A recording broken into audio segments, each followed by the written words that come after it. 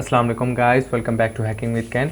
तो आज हम एक टॉपिक पे बात करने वाले हैं जो यानी कि हैकिंग वगैरह में या आप रियल लाइफ में भी देखते हैं। जो आईटी के लोग हैं, कंप्यूटर साइंस के लोग हैं, डाटा साइंस के लोग हैं, वो उनके दिमाग में अक्सर ये सवाल आता है कि हम कौन सा ऑपरेटिंग सिस्टम ज़्यादा चूज़ करें। अब दुनिया में दो ही ऑपरेटिंग सिस्टम हैं। मैं सॉरी काम लिनक्स पे कर रहा हूँ। तो दुनिया में दो ही ऑपरेटिंग सिस्टम है, एक लिनक्स और दूसरा है विंडोज़ इसके मुकाबले में। तो लिनक्स और विंडोज़ हमारे पास दो ऑपरेटिंग सिस्टम है। मैं ज़रा इसको अच्छे तरीके से क्लियरली और मैं ये कैसे कर रहा हूँ, मैं ये बैश स्क्रिप्ट से यूज़ कर रहा हूँ। बैश स्क्रिप्ट की सीरीज़ मैं लॉन्च करने वाला हूँ बहुत जल्दी, तो यानी कि काफ़ी अभी टाइम है लेकिन लॉन्च कर दूँगा। तो फर्स्ट हमारे पास लिनक्स है और दूसरा विंडोज़ है। दुनिया में दो मेन ओएस हैं इस वक्त, मैक ओएस और सोलारिस, एमएस डॉस, एंड्रॉयड। तो बाकी बहुत सारे और ओएस भी हैं, लेकिन हम दुनिया में जब डाटा साइंस की बात करते हैं, नेटवर्क्स की बात करते हैं, तो हम ज़्यादातर फोकस करते हैं लिनक्स और विंडोज़ पर। तो हम देख सकते हैं यहाँ पे मैं वेब ब्राउज़ में करता हूँ तो मेन ओएस इन वर्ल्ड, ये मैं ज़रा कुछ काम कर रहा था, मैंने शायद वर्ल्ड के स्पेलिंग गलत लिख दिए हैं। हाँ, देखा, Microsoft Windows, Apple, Mac OS, Linux. मैं एप्पल को नहीं कंसीडर करता, मैक ओएस को इतना कि अगर हम हैकिंग की बात करें तो मैक ओएस को मैं बिल्कुल भी कंसीडर नहीं करूँगा कि उसे मैं यूज़ करूँ। और एप्पल वालों से कोई मेरी दुश्मनी नहीं है, मैं प्रेफर आईफोन भी करता हूँ क्योंकि आईफोन की सिक्योरिटी भी अच्छी है। लेकिन आईफोन में आप इंस्टॉल करेंगे तो वो बहुत एक अलग इनका डिफरेंस होता है कि आईफोन और एंड्रॉयड में क्या डिफरेंस है। तो उस भाई मैं नहीं पढ़ने वाला, मुझे कोई गालियाँ करने का शौक नहीं है। तो मैं जो टॉपिक पे डिस्कस करूँगा कि भाई विंडोज़ तो हम चलो करते हैं, हम डेली लाइफ में यूज़ करते हैं विंडोज़ को, लेकिन विंडोज़ के साथ साथ अगर हम दूसरा कोई ओएस भी सीख लें तो कोई प्रॉब्लम नहीं है। अब लोग ये पूछते हैं कि उनके लिए कौन सा ओएस बहुत अच्छा है और वो कौन सा काम करना चाहते हैं। तो लेकिन वीडियो का टाइटल आप कह रहे होंगे, वीडियो के टाइटल में why everyone should need to learn Linux. तो यानी कि अब मैं उसी तरफ जा रहा हूँ कि देखें, हमारे पास एक ओएस विंडोज़ हो जाता है जिसे हम यहाँ पे देख रहे हैं, विंडोज़ आया हुआ यहाँ पे, ये तो मैंने बैश स्क्रिप्ट से लिखा है लेकिन विंडोज़ आया हुआ है, ठीक है, और लिनक्स है। अब विंडोज़ में क्या यानी कि डिसएडवांटेजेस हैं वो थोड़े से देखते हैं। विंडोज़ में जो एक बात यह है कि विंडोज़ ओपन सोर्स और फ्री नहीं है। मैं ज़रा यहाँ पे आपको एक चीज़ खोल के दिखा देता हूँ कि इस विंडो फ्री और ओपन सोर्स। तो विंडोज़ फ्री और ओपन सोर्स नहीं है। And free and open Microsoft window terminal and Microsoft library open source, okay. लेकिन विंडोज़ ओपन सोर्स नहीं है। तो इस विंडोज़ ओपन सोर्स और Windows never been open source and never available for free. तो हम देख सकते हैं कि माइक्रोसॉफ्ट विंडोज़ जो है वो कभी ओपन सोर्स और कभी फ्री नहीं है। अब टर्मिनोलॉजीज़ को डिस्कस कर लेते हैं, ओपन सोर्स एंड फ्री को। बेसिकली ओपन सोर्स उस चीज़ को कहते हैं, पहले तो फ्री की थोड़ी सी फ्री की बात कर लेते हैं। Free is thing, free thing is stuff which you can get without paying any money, without paying anything, literally, not just money, literally anything. Free thing is stuff which you can get without paying anything. तो free हमें पता है, हमें कोई चीज़ मिलती है और हमें उसके बदले में कुछ देना नहीं पड़ता। ये परफेक्ट डेफिनेशन मेरे जहन में है। ओपन सोर्स क्या चीज़ होती है, सबसे बड़ा क्वेश्चन यहाँ पे आता है कि ओपन सोर्स क्या चीज़ होती है। अब यहाँ पे जो लोग हैं, जो स्टूडेंट्स हैं, वो अक्सर कंफ्यूज हो जाते हैं कि फ्री एंड ओपन सोर्स क्या सेम चीज़ है। बिल्कुल नहीं, फ्री एंड ओपन सोर्स बिल्कुल भी सेम नहीं है, दोनों डिफरेंट टर्मिनोलॉजीज हैं। ओपन सोर्स क्या चीज़ होती है? ओपन सोर्स, अभी जिन्होंने यहाँ पे देखा होगा कि उसने माइक्रोसॉफ्ट ने क्या किया है, मैं थोड़ा सा ऊपर स्क्रॉल करवाता हूँ। Microsoft released Windows Terminal, PowerToys, and Microsoft C++ standard library as an open source and transitioned its Edge browser to use the open source Chromium as the basics. तो बेसिकली क्या किया, ओपन सोर्स होता है कि आपको किसी चीज़ का source code भी मिल जाना। ओपन सोर्स में और भी बहुत सारी चीज़ें हैं। अब इसकी ध्यान से यानी कि डेफिनेशन टाइप करते हैं। एको open source thing can be modified and re-upload it without any copyright issues। Okay, अब ये क्या चीज़ है? Open source thing can be modified and re uploaded without any copyright issues. मतलब लिनक्स है मेरे पास, लिनक्स पे नहीं जाते, सॉरी हटा दिया, लिनक्स को हटा दिया। कोई भी ओपन सोर्स सॉफ्टवेयर है जिसका मैं सोर्स कोड देख सकता हूँ और देख पा रहा हूँ, उसके सोर्स कोड में मैं चेंजेस भी कर सकता हूँ, और अगर मैं चाहूँ तो अपनी एक नई चीज़ बना के उसी सोर्स कोड से अपलोड भी करूँ, तो मेरे पे कोई कॉपीराइट स्ट्राइक ना लगाए, मेरे पे कोई जुर्माना वगैरह ना हो, मैंने कोई लॉ ब्रोक नहीं किया, तो इस चीज़ को कहते हैं और ओपन सोर्स। ओपन सोर्स सिर्फ लिनक्स ही नहीं है।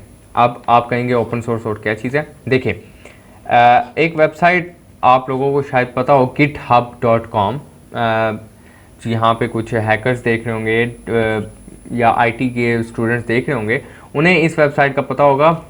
मैं कोई भी निकालता, पाइथन प्रोजेक्ट्स। पाइथन एक बहुत अच्छी लैंग्वेज है, ठीक है, और इस 2021 में 2022 में सॉरी 2021 तो गुजर गया, 2022 में और आने वाले सालों में भी बहुत डिमांडिंग लैंग्वेज है। तो मेरा मशवरा ये, जो प्रोग्रामर्स हैं वो जावा के साथ साथ पाइथन पर भी लाजमी तवज्जो दें। Python projects GitHub. ओके, अब देखें गिटहब पे यहाँ पे मिल जाएंगे। देखें, a collection of Python mini projects, hello world. अब वेबसाइट ओपन होती है। अब देखें, ये जो चीज़ है ये ओपन सोर्स है, मतलब मैं इसका सोर्स कोड व्यू कर सकता हूँ। अब देखें, मैं फ़र्ज़ कर दिया इसके रिक्वायरमेंट पे चला जाता हूँ। अब देखें यहाँ पे रिक्वायरमेंट हुई है इससे, ठीक है, ये तो चलो रिक्वायरमेंट है। असल में ना मैं इसका code of conducting I guess ये है शायद, नहीं ये कोई और चीज़ है। खैर ओ सॉरी, वो था प्रोजेक्ट्स, मैं पीछे ले आया। इसको ओपन करके असल में दिखाने मैंने आपको, हाँ ये देखें। अब मैं इस अलार्म क्लॉक के प्रोजेक्ट को खेल लेता हूँ। अब देखें, ये इसका सोर्स कोड मैं पढ़ पा रहा हूँ। अब देखें, इंपोर्ट टीके इंटर से उसने बनाया। टीके इंटर एक बड़ी अच्छी लाइब्रेरी है, लेकिन उस पर अभी डिस्कस नहीं करते हम। तो देखें उसने कितना उसका सोर्स कोड मैं देख पा रहा हूँ। अब ये सोर्स कोड मैं सिंपल यहाँ से कॉपी करके अपने पास पेस्ट भी कर सकता हूँ, और अगर मैं चाहूँ तो इसमें कोई एडिशनल बना के मैं अपना ही अलार्म क्लॉक का प्रोजेक्ट अपलोड कर सकता हूँ। तो मेरे पे कोई ये बंदा आके ये नहीं कह सकता कि भाई आपने री अपलोड क्यों किया। क्यों? हो सकता है इसने भी कहीं और से उठाया हो, इसने खुद बनाया हो, कहीं और से उठाया, मुझे नहीं पता। लेकिन गिटहब का ये रूल है, ओपन सोर्स प्रोजेक्ट्स होते हैं तो गिटहब का फ़ायदा लाजमी उठाएं। अच्छा, दूसरी चीज़ यह है, आप वापस आते हैं थोड़ा सा लिनक्स पे, हमने ओपन सोर्स को एक्सप्लोर करना था। लिनक्स, अब बहुत सारे यानी कि ये होता है, क्वेश्चन होता है कि यार लिनक्स डिफ़िकल्ट है क्या, लिनक्स किस लिए यूज़ होती है, लिनक्स क्यों सीखना ज़रूरी है, और लिनक्स विंडोज़ से बेहतर है कि नहीं। खैर लास्ट सवाल का जवाब आपको दुनिया में कोई नहीं देख सकता। मतलब हर चीज़ की जैसे हमें पता है एडवांटेजेस और डिसएडवांटेजेस हैं, तो दोनों बराबर चल रहे हैं, आप दोनों को यूज़ कर सकते हैं, तो कोई हर्ज नहीं है। अब पहले बात आ जाते हैं कि लिनक्स क्या डिफ़िकल्ट है?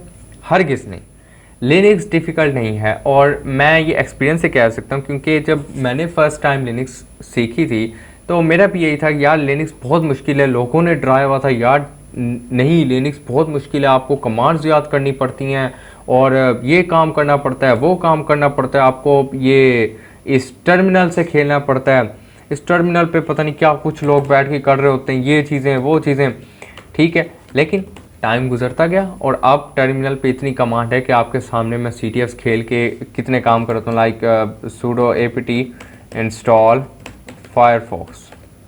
ओके, फायर की तो बहुत सारी खैर आ रही हैं, फायरफॉक्स लिखते हैं, ठीक है, लेकिन इंस्टॉल नहीं होगा मेरे ख्याल से, फायरफॉक्स का आगे कुछ आ गया है। चलो अब देखिए, यानी कि अब मुझे इतनी कमांड है कि मुझे पैरामीटर्स तक याद है इनके, ठीक है, मुझे काफ़ी कुछ यानी कि आ गया है। तो कमांड्स याद करना कोई मुश्किल नहीं है, कमांड्स आपको याद हो जाएंगी जब तक आप प्रैक्टिस करते रहेंगे।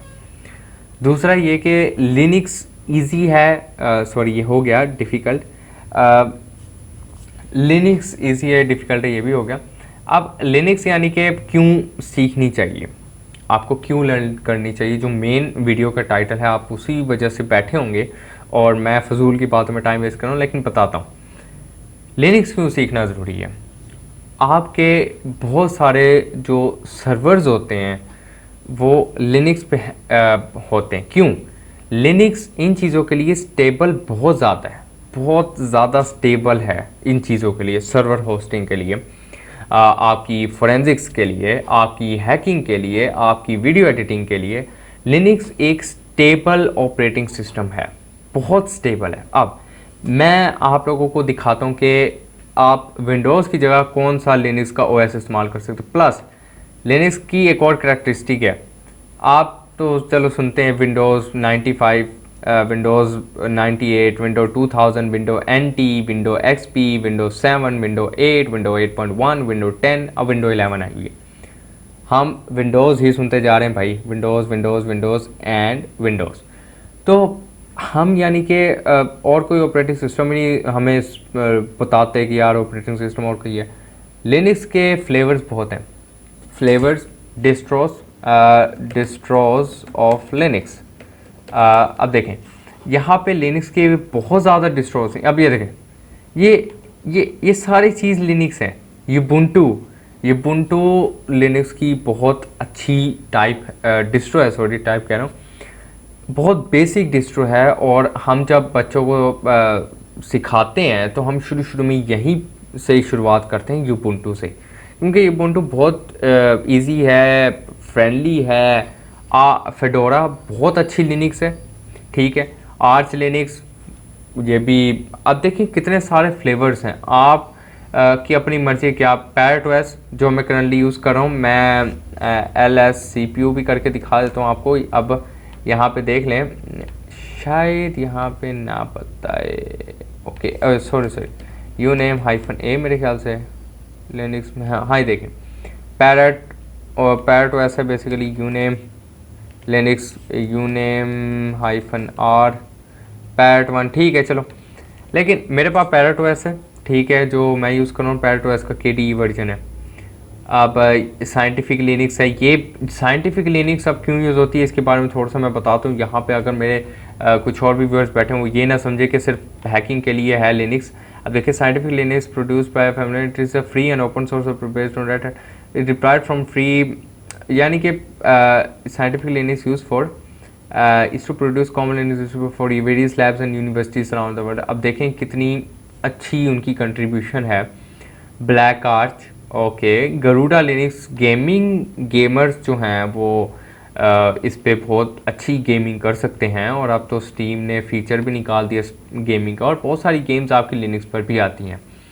तो आगे तो फिर बहुत ज़्यादा ही लिनक्स हैं देखें, बहुत अजीब लिनक्स भी निकलती हैं। तो जो मैं रिकमेंड करता हूँ आपको, जो लोग बेसिक से अपनी स्टार्ट करना चाहते हैं उनके लिए बेसिक जो ओएस है वो मैं यूबुंटू भी सजेस्ट नहीं करूँगा खैर, लेकिन एक नया ओएस है जो आप यूज़ कर सकते हैं, उसे कहते हैं pop OS.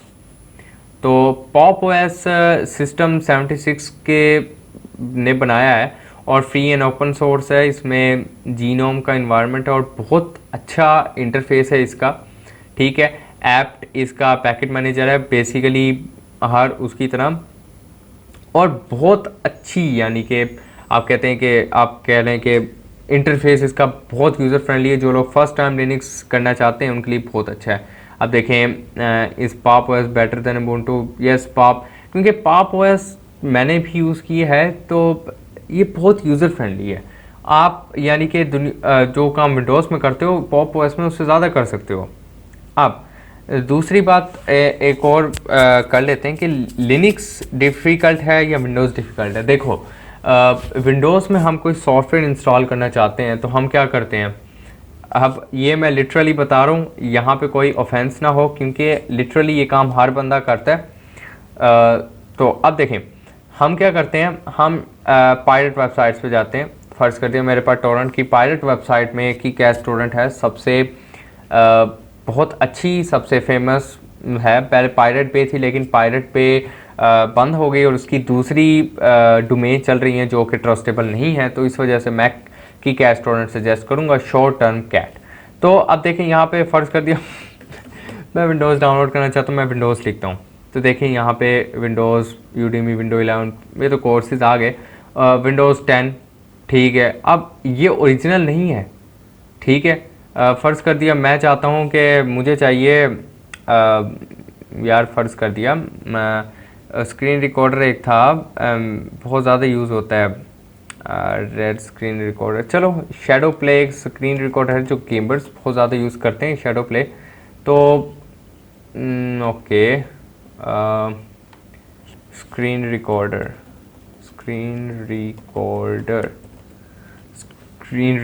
Okay, Movavi screen recorder. देखें अब क्रैक लिखा हुआ है कि, लेकिन हम क्रैक पर ट्रस्ट नहीं कर सकते।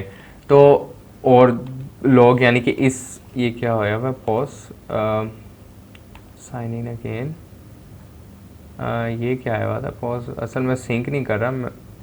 चलें ये होता रहेगा, बल्कि इसको कर ही लेते हैं सॉल्व, क्योंकि ये मुझे एरर्स बहुत ज़्यादा अनोइंग लगते हैं कि एरर्स यानी कि पॉप अप ना आए मेरे पास ना, तो मुझे बहुत ज़्यादा ये चीज़ें अनोइंग लगती हैं। पासवर्ड डाल के एंटर कर देते हैं हम, ठीक है।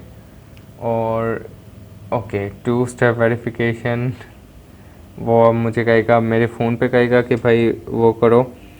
चलो वो अभी तक आया तो नहीं मेरे पास, खैर वरना मैं कर लेता।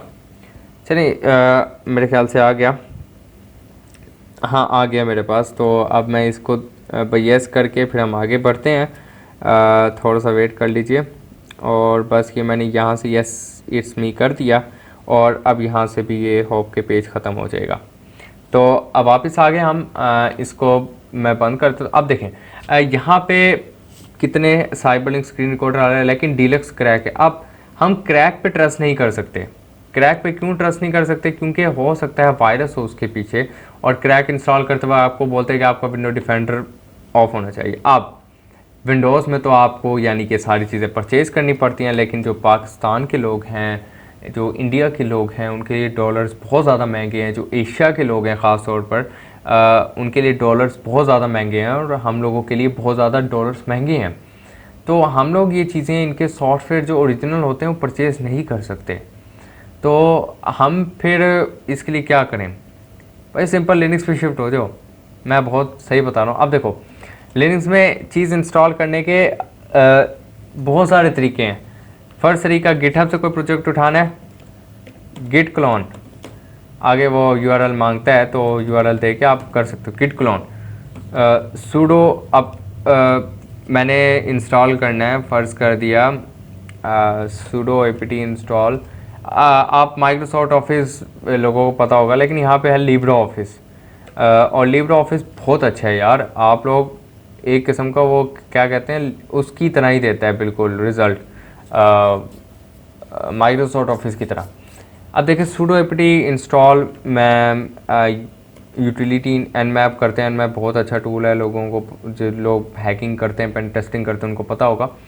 अब तो ये यानी कि देखें, एक कमांड से मैं सॉफ्टवेयर इंस्टॉल कर लेता हूँ। सूडो apt इंस्टॉल टॉर, फ़र्ज़ कर दिया टॉर सॉफ्टवेयर हमने देखा था अपनी एक वीडियो में।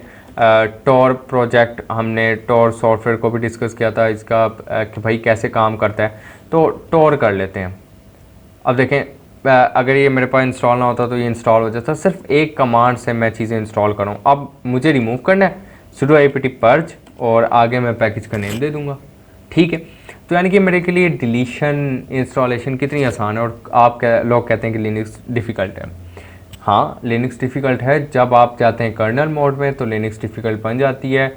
और ह्यूमन नेचर है कि जो चीज़ हमें अंडरस्टैंड नहीं होती, हम जिस चीज़ को नहीं समझ सकते, तो हम उस चीज़ को यानी कि समझते हैं कि बहुत ज़्यादा मुश्किल है और डिफ़िकल्ट है। तो अब थोड़ा सा आगे चलते हैं। कुछ सवाल ये होता है कि लिनक्स मुझे क्यों सीखनी चाहिए। देखो लिनक्स आपको सीखनी चाहिए as a IT, as a computer science आपको लिनक्स का नॉलेज हो। अब क्यों लिनक्स? फ़र्ज़ कर दिया, पहले तो बात कर लेते हैं जो मेन चैनल जिसके चीज़ के लिए है, हैकिंग। अब हैकिंग के लिए लोग ज़्यादा लिनक्स क्यों यूज़ करते हैं? बहुत ज़्यादा लोग लिनक्स यूज़ कर रहे होते हैं। हम देखते हैं मिस्टर रोबोट सीरीज़ में भी वो काले लिनक्स में हैकिंग कर रहे होते हैं। तो लिनक्स ही क्यों? मैंने पहले एक बात की, लिनक्स बहुत स्टेबल है। प्लस अगर मैं पैरेट ओएस की देखूं जो कि बहुत अच्छी एक वो है, पेन टेस्टिंग के लिए बहुत अच्छी लिनक्स है। इसकी अगर मैं सिस्टम रिक्वायरमेंट्स देखूं तो आप हैरान रह जाएंगे इसकी सिस्टम रिक्वायरमेंट्स क्या हैं। और नो ग्राफिकल एक्सेलरेशन नीडेड, पहला वही उसने कह दिया भाईजान, कोई ग्राफिक कार्ड नहीं चाहिए उसे। ठीक है, अब देखो नीचे थोड़ा सा जाते हैं, पैड सिक्योरिटी वैसे वो तो उसका बता रहे कि आप अब देखें वो कह रहा है आपको सिर्फ 320 MB रैम रिक्वायर्ड है यार, यानी कि आप पेंटियम 4 वाले लोग भी इसे रन कर सकते हो। 1 GHz वाला प्रोसेसर यार, पेंटियम 4 कोर टू 2 वाले तो यानी कि रन कर सकते हो 16 GB हार्ड ड्राइव सिर्फ। और आपकी how much space Windows take after installation, sorry मैंने टेक स्पेलिंग गलत लिख दिया, मैं जल्दी जल्दी लिख रहा था लेकिन गूगल इतना है कि ऑटो करेक्ट कर लेगा। A fresh installation Windows up to 15 GB और storage में most super result 1 GB 45 नहीं। How to reclaim hard drive नहीं। How much GB is Windows 10? मैं नहीं मानता क्योंकि इस 120 Windows ओके अबाउट 20 GB या नहीं, बिल्कुल नहीं, अबाउट 20 GB विंडोज़ लेती ही नहीं है। और जो लोग ये देख रहे होंगे वीडियो, वो जिन लोगों ने इंस्टॉलेशन की होंगी वो एग्री ही नहीं करते होंगे मेरे साथ, क्योंकि मैं खुद यार विंडो का यूज़र रह चुका हूँ। 128 SSD में आपके विंडोज़ की इंस्टॉलेशन के बाद, अपडेट्स की इंस्टॉलेशन के बाद आपके पास स्पेस बचती है कोई 44 या 45, मैं ज़्यादा या 50 चलो बच जाती है।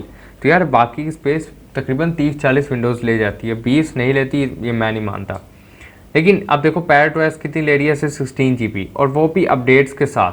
बाकी तो मैं जितने अब देखेंगे 128 GB की SSD है, अभी भी इसमें 85.6 GB फ्री है, और मैंने इसको बहुत अपडेट किया हुआ है, एडिशनल टूल्स किए हुए हैं।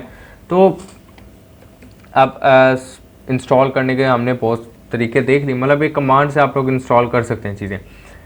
तो विंडोज़ में आप एक कमांड से कभी नहीं कर सकते। आप माइक्रोसॉफ्ट स्टोर पे जा सकते हैं हाँ, लेकिन वहाँ पे चीज़ें परचेज़ करनी पड़ती हैं। एक और बात, लिनक्स को आप सर्वर बना सकते हो बैठे बैठे। अब आप कहोगे ये क्या चीज़ है, ये कौन सा फीचर है भाई, ये क्या जी? देखो ये ubuntu सर्वर तो मिलता है जो बहुत ज़्यादा यूज़ होता है, खैर सर्वर्स वगैरह में CentOS cPanel के लिए यूज़ होता है, वो बहुत बात की बातें। लेकिन अगर मैं चाहूँ तो मैं इसी पैरेट ओएस को, फ़र्ज़ कर दिया मैंने अपने कंप्यूटर में फ़ाइल ट्रांसफ़र करनी है, मेरे पास फ्लैश नहीं है, और मेरे पास ट्रांसफ़र करने के दो तरीके हैं, या तो मैं FTP सर्वर बना लूँ, ठीक है, या फिर मैं SSH से कर लूँ, ठीक है, या फिर मैं इसे अपाचे में ले जाऊँ, यानी कि वेब सर्वर से, कि भाई वेबसाइट से फाइल उठा लूँ। करते हैं, मैं जाता हूँ CD डेस्कटॉप में, ओके LS किया, ये फोल्डर्स नज़र आ रहे होंगे हैकर का, कोड का, ठीक है। मैं करता हूँ python3-m। अब ये पाइथन का एक सर्वर है, इसको अभी रहने दे, मैं इसकी एक्सप्लेनेशन नहीं दे रहा। तो अब इस IP वैसे मुझे याद है, देख लेते हैं 192.168.100.6 और कॉलन 8080 दी है मैंने शायद, हाँ। अब देखो यहाँ पे आ रहे हैं, अब मैंने ये डाउनलोड करनी है इमेज, मैं सिंपल क्लिक करूँगा, अब ये मुझे यहाँ पे शो भी हो रही है। अच्छा मैं फ़ोल्डर में गया, मुझे ये चीज़ें चाहिए, .git है, ओके, ये तो सारे ख्याल फ़ोल्डर हैं। readme.md चाहिए, okay, open link in new tab. तो यानी कि मैं चीज़ें डाउनलोड भी कर सकता हूँ, डाउनलोड लिंक अभी नहीं आना, खैर वो ले लेते हैं चीज़ों का हम। readme.license कॉपी लिंक एड्रेस, वैसे आना तो चाहिए इसे, पता नहीं क्यों नहीं आ रहा, ओके वही दे रहा है सब पे, नेम डॉट, मेरे ख्याल से रीडेबल फाइल्स हैं इस वजह से। चलिए, लेकिन क्या है कि अब मैं बैठे बैठे चीज़ें एक्सेस कर रहा हूँ, और यही तो हमारी वेबसाइट होती है। हम अच्छा सा एक टेम्पलेट दे के और क्या करते हैं कि एक वेबसाइट होस्ट कर देते हैं जहाँ पे हम रिसोर्सेज अपने शेयर कर रहे होते हैं। तो कितनी अच्छी चीज़ है एक कमांड से। अब पाइथन भूल जाओ, पाइथन फ़र्ज़ कर दिया मेरे सिस्टम में है ही नहीं, पाइथन गुम हो गई, ठीक है, पाइथन गुम हो गई, ठीक है सॉरी पाइथन नहीं लिख सकता था, वो तो कमांड आ जाती है, लेकिन पाइथन दिखाने के लिए। तो अब मैं कैसे करूँ, अपाचे 2 सर्विस अपाचे 2 स्टार्ट, बस ओ सॉरी मुझे 2 असल में साथ लिखना है इसके, हो गया। अब अपाचे 2 स्टार्ट है, लेकिन ये चलेगा नहीं क्योंकि मुझे इसमें थोड़ी सी वो कन्फिग्रेशन क्या, मुझे जो चीज़ चाहिए वो मैं उसके var/ww/ अपाचे के फोल्डर में रख दूँगा, ठीक है। और इट्स दैट इजी, ठीक है, बहुत ज़्यादा आसान है यार, लिनक्स में वेबसाइट को होस्ट करना बहुत ज़्यादा आसान है। अब दूसरी बात देखो, यूबुंटू जो है, अगर हम यूबुंटू की बात करें तो इंस्टॉलेशन भी इनकी कोई मुश्किल नहीं है। इंस्टॉलेशन तो किसी भी लिनक्स की मुश्किल नहीं है, आई गेस आर्च की है थोड़ी बहुत, लेकिन आपको कौन कह रहा है कि आप सीधा जंप करें आर्च पर। आर्च पर तो बहुत एडवांस लेवल के लोग जाते हैं जो यानी कि लिनक्स के किंग होते हैं, तो अभी तो आप उस पर ना ही जाएं। लेकिन अगर आपने बेसिक लिनक्स करनी है तो आप पॉप ओएस कर सकते हैं, और इतनी आसान इनकी इंस्टॉलेशन है, आपकी सोच है, यानी कि जैसे विंडोज़ हम इंस्टॉल करते हैं विंडोज़ से भी ज़्यादा आसान है। आपने हार्ड डिस्क कितनी बनानी है, आपने हार्ड डिस्क की पार्टीशन कितनी देनी है, आपने टाइम जोन क्या सेट करना है, और कोई एक्टिवेशन की वाला रोला नहीं है टू बी ऑनेस्ट, ठीक है। अनोइंग अपडेट्स नहीं है और अनोइंग एरर्स नहीं है जो आपको लाइक ब्लू स्क्रीन आ जाती है। मैं दिखा देता हूँ, बहुत सारे लोग गेमर्स ने भी अक्सर फेस किया होगा ब्लू स्क्रीन एरर, वो कहता है sorry your system ran into error, ये बहुत ज़्यादा देखने को मिलता है। और मैं इसकी इमेज दिखाता हूँ, ये बहुत मनहूस एरर है कसम से, ये बहुत सारे लोगों को देखने को मिला होगा। तो अब देखें, लेकिन लिनक्स में इस तरह के कोई एरर्स नहीं है, और लिनक्स में अगर एरर्स आते हैं तो आप एरर को सर्च करते हैं और एरर का रिज़ल्ट आपको मिल जाता है, और वो कोई अजीब तरीके के एरर्स नहीं होते, वो आपको बता भी रहे होते हैं कि आपके प्रॉब्लम क्या है, आप कहाँ से जाके सर्च कर सकते हैं, आप क्या कर सकते हैं। तो बहुत सारी यानी कि लिनक्स में हेल्प भी आपको मिल जाती है। दूसरी बात जो मुझे विंडोज़ की थोड़ी सी बुरी लगती है वो ये है कि विंडोज़ आपको पक्की पकाई देख दे देती है, यही इसी अल्फाज में, मतलब आपको कुछ करना नहीं पड़ता, बहुत सारी सेटिंग्स आपकी डिफ़ॉल्ट सेट हुई होती हैं, मतलब फ़ोल्डर क्रिएट करना आप जाके कर सकते हो, आपकी बहुत सारी चीज़ें पहले से हुई होती हैं, मतलब वो बहुत सारी चीज़ें आपकी कर रहा होता है, आप फुल कस्टमाइज़ नहीं कर सकते। फ़र्ज़ कर दिया आप थीम्स जो हैं वो एक्सटर्नल डाउनलोड नहीं कर सकते, कर तो सकते हैं लेकिन मेरे ख्याल से बहुत ज़्यादा तो पेड होती हैं, जो फ्री होती हैं कोई इतनी ख़ास नहीं होती। और बाकी लाइव वॉलपेपर के लिए मेरे ख्याल से आपको एक्सटर्नल सॉफ्टवेयर्स डाउनलोड करने पड़ते हैं विंडोज़ के अंदर, ठीक है। लेकिन अब कस्टमाइजेबल लिनक्स इससे ज़्यादा है, क्यों? अब देखो मैं थीम्स में जाता हूँ, ग्लोबल थीम्स इसका अपना सेंटर है, और ये देखो ये यहाँ पे देख सकते हैं आप लोग कि देखो मैंने कितनी ज़्यादा थीम्स इंस्टॉल की हुई हैं, और ये जो डेस्कटॉप पे चीज़ें हैं ये विडगेट्स इसके अपने हैं भाई, इसके अपने मैंने उठाए थे, मतलब अगर मैं जाऊँ, अच्छा इसकी सबसे अच्छी बात क्या लगती है, देखें एंटर एडिट मोड में गया, अब ऐड विडगेट्स, इस विडगेट को मूव करना है, इस विडगेट को स्मॉल करना है, इसको क्या करना है, मैं सारा काम कर सकता हूँ, ठीक है। तो बहुत आसान हो जाता है लिनक्स में चीज़ों को हैंडल करना। अब टाइम नहीं है इतना कि वरना मैं लिनक्स की इंस्टॉलेशन भी कराता, क्योंकि और भी चीज़ें थोड़ी सी डिस्कस करनी है। और हर मेरे लिहाज से जो हर बंदा जो आईटी में आना चाहता है, जो सीएस में आना चाहता है, जो हैकिंग में आना चाहता है, जो डाटा साइंस में आना चाहता है, उसको लिनक्स लाजमी सीखनी चाहिए, ठीक है।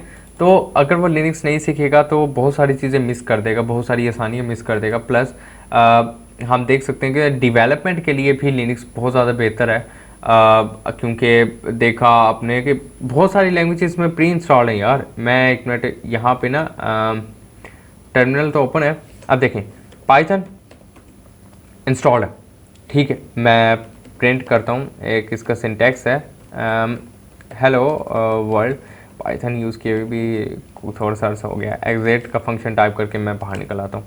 C++ है, कंपाइलेशन इनपुट फाइल कोई नहीं है, सी है और इसे डॉट्स पता नहीं क्या कहते हैं, जी सी कहते हैं मेरे ख्याल से।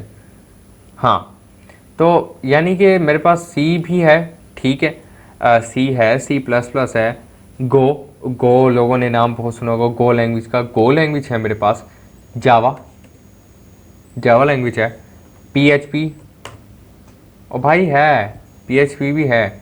वो कुछ लैंग्वेजेस वो करती हैं थोड़ा सा लोड होने में वगैरह वगैरह, लेकिन है सही मेरे पास पीएचपी। ठीक है, मैं ऐसे दिखा देता हूँ, पीएचपी 7.4 ओपन कर लेते हैं। थोड़ा सा टाइम पता नहीं क्यों लगा रही है, चलें। HTML 2 है मेरे पास, HTML कमांड नोट, HTML 2 अच्छा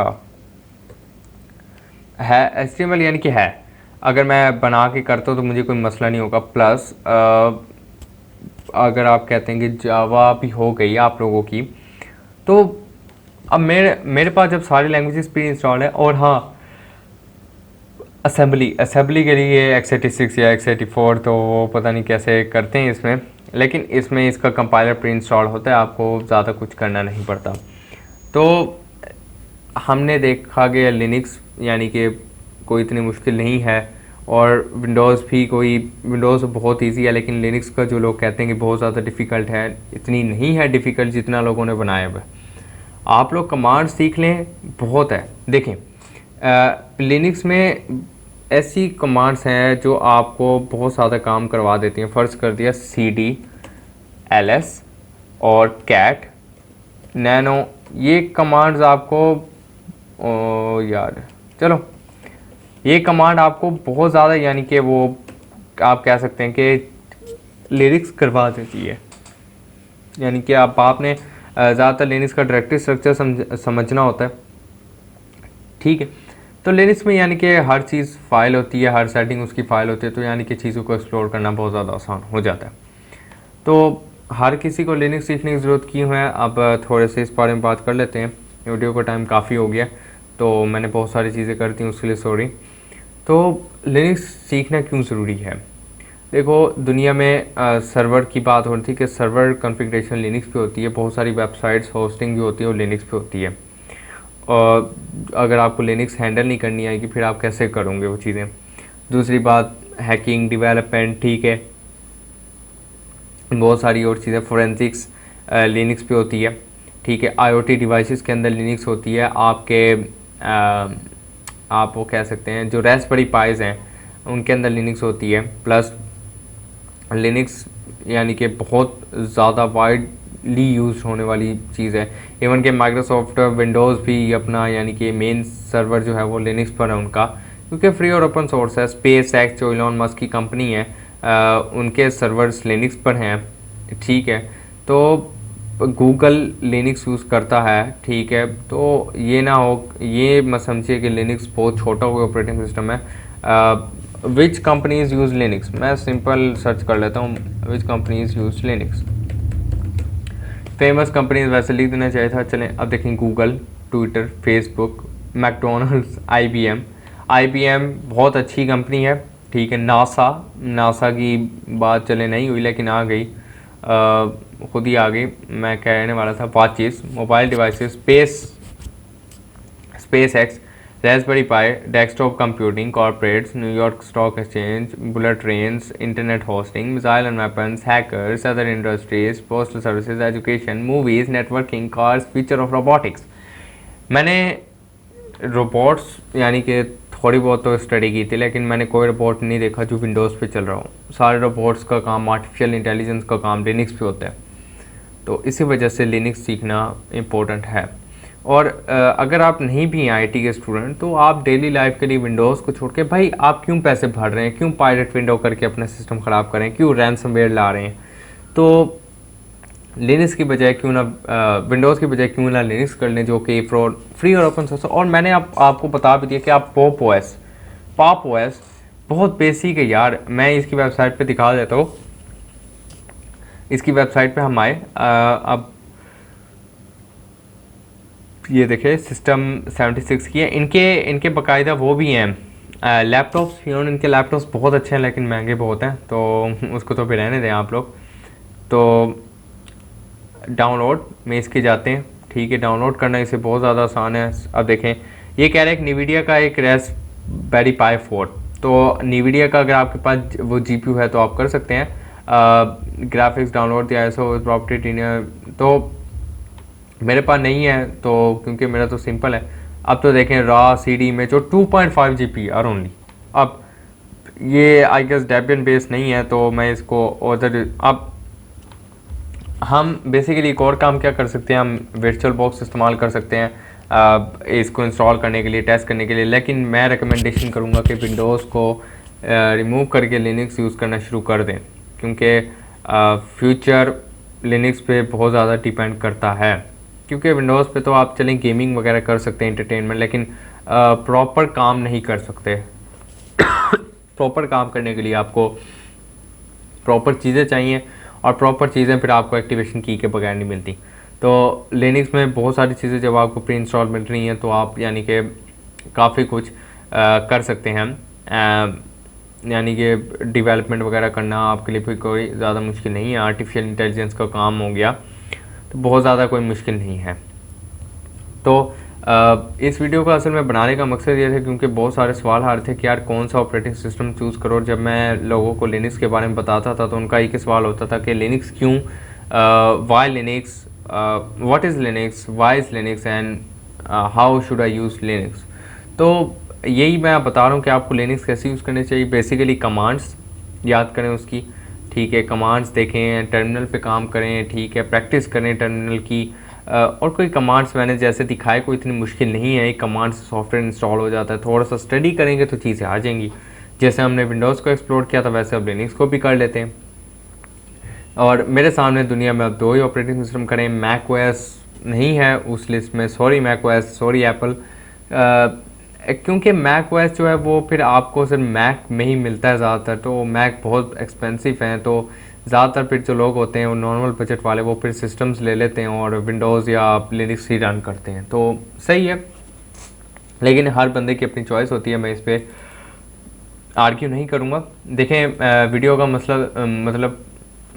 वीडियो का मकसद सिर्फ यही था कि आप लोगों को बताना कि दुनिया में विंडोज़ के अलावा और भी ऑपरेटिंग सिस्टम्स हैं। तो हम ये नहीं कि सिर्फ विंडोज़ पे ही रहें और उन लोगों को अपना फ़ायदा उठाने दें, नहीं, हम लोग और OS भी इस्तेमाल कर सकते हैं। तो जो लोग विंडोज़ पे कंफर्टेबल हैं मोस्ट वेलकम, आप लोग विंडोज़ यूज़ करें, और विंडोज़ भी बहुत अच्छी चीज़ है। जो लोग लिनक्स पे आना चाहते हैं मोस्ट वेलकम, लिनक्स भी बहुत अच्छी चीज़ है।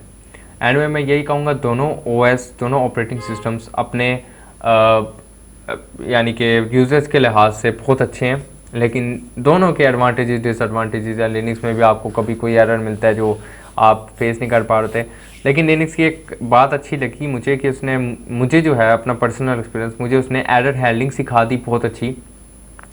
पहले मैं ये होता था कि एरर्स आते थे तो मैं यानी कि इस्केप करता था, उनसे रन करता था, उनसे भागता था। लेकिन जब से लिनक्स स्टार्ट यूज़ करना मैंने शुरू की थी तो एरर्स अब आते हैं तो मैं एरर्स को सर्च कर लेता हूँ और कामली उन्हें सॉल्व कर लेता हूँ। तो यानी कि मुझे कोई अब इतनी दिक्कत नहीं होती। तो ऐसे ही प्रैक्टिस के साथ साथ आपको एरर हैंडलिंग आ जाएगी, जो कि बहुत इंपॉर्टेंट चीज़ है। अगर आप एरर हैंडलिंग सीख जाते हैं तो आप बहुत सारी चीज़ें आराम से इस्तेमाल कर सकते हैं। तो यही थी वीडियो। और बाकी मैं ये कहना चाहूँगा कि इंस्टाग्राम पे आप फॉलो करें मुझे, मैंने इंस्टाग्राम का लिंक नीचे दिया हुआ है। और अगर आप लिनक्स में इंटरेस्टेड हैं और लिनक्स सीखना चाहते हैं तो मैंने अपने चैनल के लिनक्स फंडामेंटल्स पार्ट 1 और लिनक्स फंडामेंटल पार्ट 2 का भी लिंक डिस्क्रिप्शन में दिया हुआ है। और लिनक्स फंडामेंटल पार्ट 3 जल्दी ही आने वाला है। और ये सीरीज़ मैं ख़त्म नहीं करूँगा, ये सीरीज़ तब ख़त्म होगी जब आपको इतनी लिनक्स करवा दी जाए कि आप लोग कह सकें कि भाई हमें लिनक्स आती है। और मैं कोई न्यू कोर्स भी हो सकता है स्टार्ट कर दूं, कोई एथिकल हैकिंग का, या ये तो हम मुख्तलिफ चीज़ें भी अब देखना स्टार्ट करेंगे। तो आप ये प्योर सिर्फ CTS का चैनल नहीं रहा, मैंने वो किया है कि इसे अपग्रेड करूं, और अब इससे मैं प्योर एक किस्म का हैकिंग ट्यूटोरियल्स का चैनल बनाऊंगा। तो हैकिंग ट्यूटोरियल्स का चैनल होगा तो आपको मुख्तलिफ हैकिंग ट्यूटोरियल देखने को मिलेंगे। और मैं पहले एक बात कर दूं कि वाईफाई हैकिंग ट्यूटोरियल्स मैं शायद ना दूँ, तो वो डिसअपॉइंट होने की कोई ज़रूरत नहीं है। तो क्योंकि अक्सर मुझे नहीं लगता कि वो सही हैं लोगों के लिए, क्योंकि वो फिर आपकी यानी कि एजुकेशन, आप फिर वही चीज़ें करके स्क्रिप्ट किडी की टर्म आती है कि फिर आप लोग बन जाते हो स्क्रिप्ट किडी और फिर लोग जो है वो सही काम नहीं कर पाते। तो जब सही काम नहीं कर पाएंगे तो फिर बाकी काम कैसे करेंगे। तो इस वजह से इसको स्क्रिप्ट किडी वाले काम को मैंने कहा छोड़ के और बाकी हम काम कर लेते हैं, ठीक है। तो बाकी फिर आगे मुलाकात होती रहेगी नेक्स्ट कॉन्सेप्ट्स वगैरह के साथ और नेक्स्ट चीज़ें हम करते रहेंगे। तो बाकी अभी आपको सिर्फ खाली स्क्रीन ही नज़र आ रही होगी। खैर मैं अभी कुछ काम कर नहीं रहा, तो बाकी इसका यह है कि हम ज़रा फिर देखते हैं इसको और चीज़ों को ज़रा देखते हैं। बाकी अल्लाह खैर करे और यानी कि आगे मेरे वर्ड्स निकल गए। चलें फिर अगली वीडियो में मुलाकात होती है CTS के साथ या कोई नेक्स्ट कॉन्सेप्ट के साथ। तो मेरा प्लान यही है कि लिनक्स फंडामेंटल्स का पार्ट 3 बनाया जाए। तो लिनक्स फंडामेंटल्स का पार्ट 3 बनाएंगे और आई गेस चैनल के 36 सब्सक्राइबर्स हो गए, तो thank you so much and I will keep posting the good stuffs and good content for you guys. So thanks for supporting me and bye bye, अल्लाह हाफिज़।